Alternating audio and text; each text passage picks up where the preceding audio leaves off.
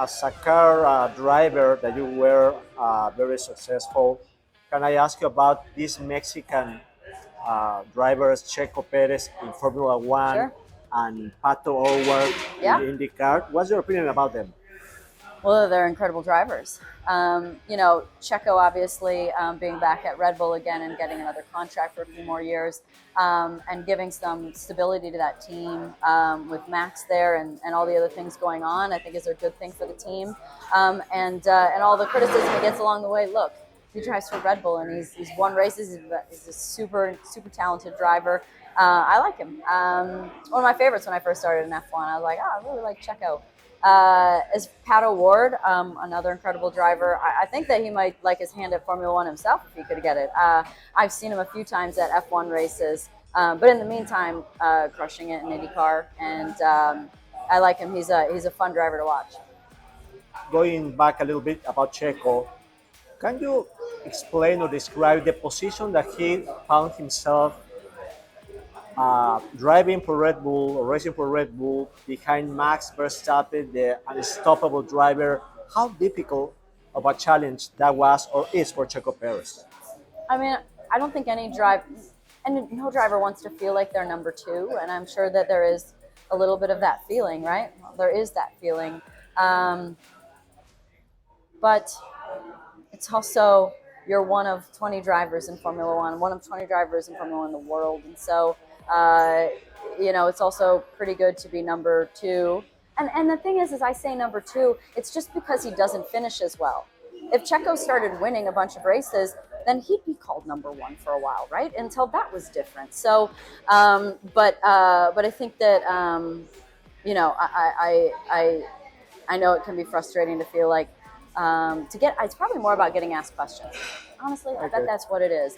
I bet it all feels pretty good within the team, and then you come to the media and you come to us and you get these questions that are like that about being in a team with Max as your teammate, and that's probably what makes you think about it more than anything.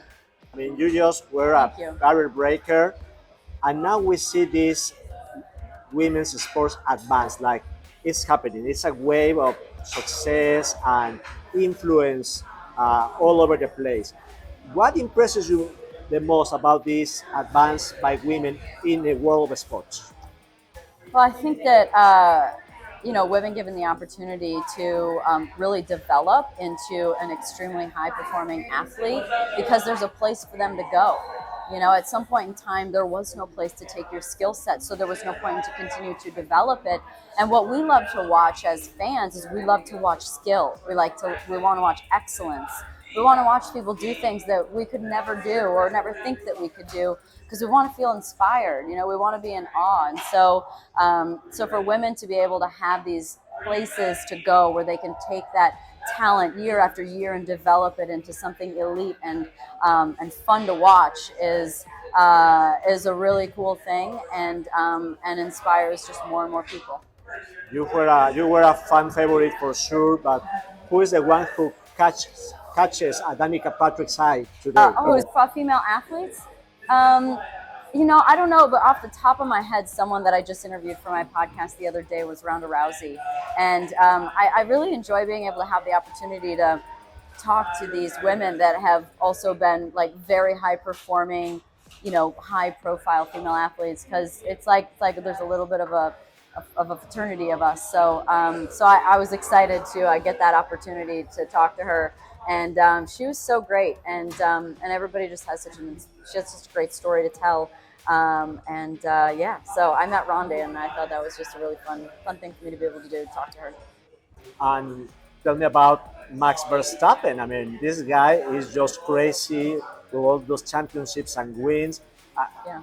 I don't know if somebody has seen anything like that. I mean, all the records. Well, we he's didn't. breaking. We haven't seen anything like that. Max did things that he broke so many records for a couple of years, and so I think that it's exciting that there's some other winners, and I do like to see the side of Max that we saw a few years ago when he was racing so hard with Lewis Hamilton for the championship, and we saw that come down to the last lap of the last race.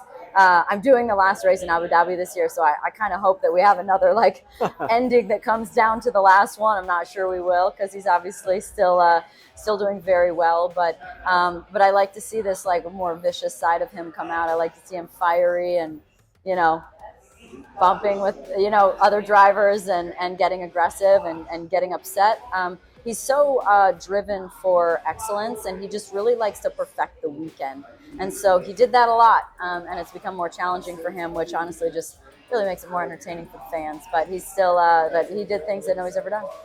How would Danica Patrick do in Formula One? Because Oh. drivers, they can drive everywhere Oh, and well, anything. thanks for that vote of confidence.